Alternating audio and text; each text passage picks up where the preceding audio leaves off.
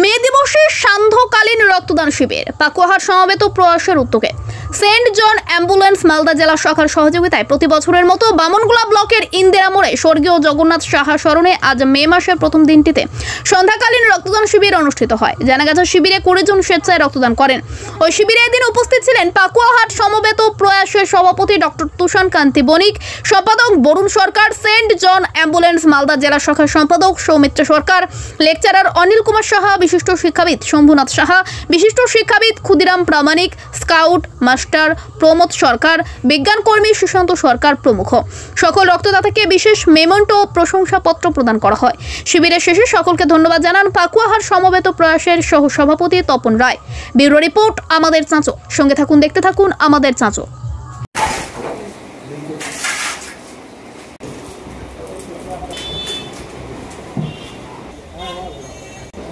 ঠিক আছে,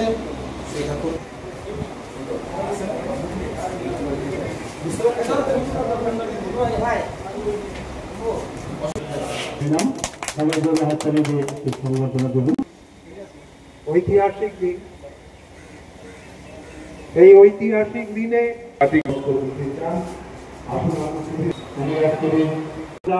আন্দোলনে একটি গুরুত্বপূর্ণ ভূমিকা এই পাকুয়া সমবেত প্রয়াস নিয়েছেন।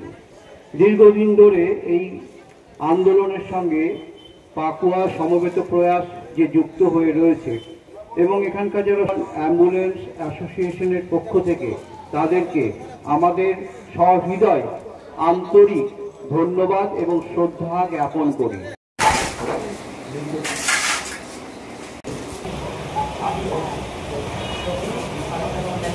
রক্তদানে গড়ে ওঠে বিবেকের একতা, চলছে মানুষ বাঁচানোর খেলা।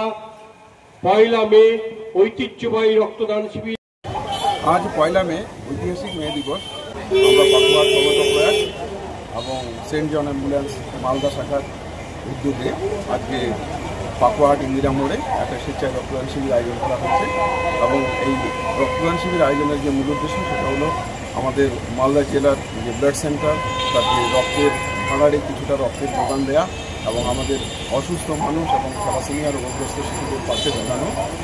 এই উদ্দেশ্যেই আজকে আমরা রক্তদান শিবির করেছি এবং আমাদের এই রক্তদান শিবির আজকের শিবিরে মোটামুটি 20 জন রক্তদাতা স্বেচ্ছায় রক্তদান করেছেন এবং এই রক্তদানের মাধ্যমে যে মে দিবসের যে মূল তাৎপর্য, যেটাকে ন্যায় এবং সমতা এবং সহমর্মিতা, সেই দৃষ্টান্তটা আমরা আজকে তুলে ধরতে চেয়েছি এবং এরকম করেই আগামী দিনে সমস্ত মানুষরা এই রক্তদানে এগিয়ে আসবে। আমাদের সমাজে যে সমস্ত মানুষরা মুমূর্ষু এবং থ্যালাসেমিয়া রোগগ্রস্ত শিশু আছে তাদের পাশে দাঁড়াবে এই আশা আমরা রাখছি।